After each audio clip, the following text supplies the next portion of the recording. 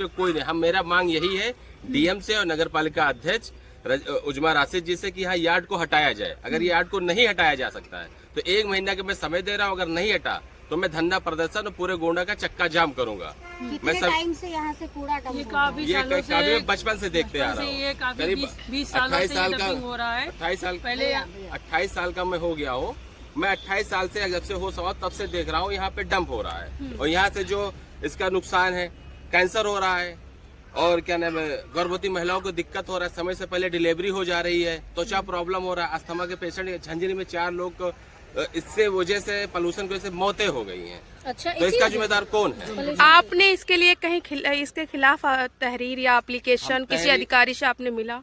अधिकारी से फैसल भाई, रिजवान भाई पहले मिल चुके हैं। रातों रात डीएम को कॉल किया गया, डीएम के पर्सनल नंबर पे कॉल फौरी तौर पे होता है, उसके बाद भी कैंसिल। क्या बात हुई डीएम से? डीएम से ये बात हुई कि हम उसका निवारण करेंगे, उसके बाद 10 दिन 1 दिन करते बंद कर देते हैं डीएम। अच्छा, क्या कॉल पे बात हुई थी या फिर लिखित में भी आपने कुछ प्रार्थना पत्र दिया था? दैनिक जागरण पे भी निकला था, इन लोगों ने लिखित में भी दिया था, फोन भी किया था। अच्छा, इसलिए हमने चाह रहे यहाँ से यार्ड हट जाए। हम लोग को परेशानी होती है क्योंकि हम लोग क्या नाम है, इसमें रोजा भी चल रहा है, आपको पता है, तो रोजा में दिक्कत होता है। इसीलिए हम लोग चाह रहे हैं कि यहाँ से यार्ड हट जाए। अगर यार्ड नहीं हटता है, अन्यथा 1 महीने का मैं उजमा राशिद और डीएम महोदय को समय दे रहा हूँ, वरना मैं चक्का जाम करूंगा गोंडा में इसको हटाने के लिए। एप्लीकेशन देने के बाद भी अभी तक कोई कार्रवाई नहीं की गई है, सिर्फ आश्वासन दिया जाता है। आश्वासन दिया जाता है बस। दीदी इनको लगाइए। मेरा नाम फारूक हसन है जी। मैम, ये जो कूड़ा है अक्सर रात में 6 बजे के बाद इसको जलाया जाता है। अच्छा, सारी इनको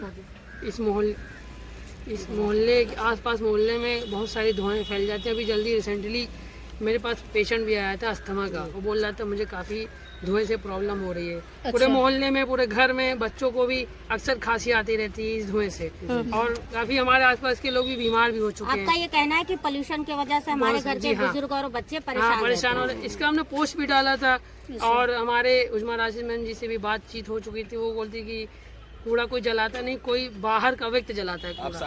अब ये मैम ये कूड़ा कौन जलाता है? उन्हीं की कोई पार्टी या कोई अलग थर्ड पर्सन आके थोड़ी जलाएगा। तो इसके बारे में आपने दोबारा बात किया उनसे? बात हुई थी, वो बोले ठीक है उसका समाधान किया जाएगा, लेकिन कोई रिस्पॉन्स नहीं मिला। ये अभी अमर उजाला में भी न्यूज आया था। ये बताओ, नगर पालिका की गाड़ी यहाँ पर आती है? ये गोंडा में आता है। अच्छा, ट्राली से सामने आई है।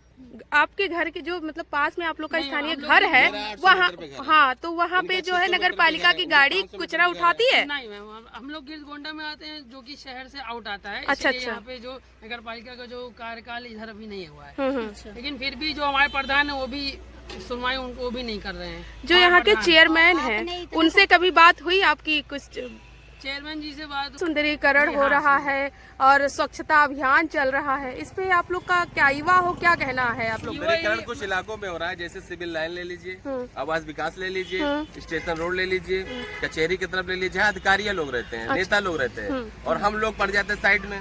न इधर का कोई विकास होता है, इधर लाके कचरा डंप कर दिए, तो हम लोग को चाहिए यहाँ से यार्ड हटना चाहिए बस। कचरा यहाँ पे डंप बहुत सालों से हो रहा है, यहाँ से यार्ड हटना चाहिए, यही हमारी मांगे हैं। विदिन 1 महीने में यार्ड नहीं होता तो हम जाके प्रोटेस्ट करेंगे, धरना प्रदर्शन करेंगे, चक्का जाम करेंगे और हम सब कुछ करेंगे। 1 महीने के समय में डीएम महोदय और चेयरमैन महोदय को मैं टाइम दे रहा हूँ।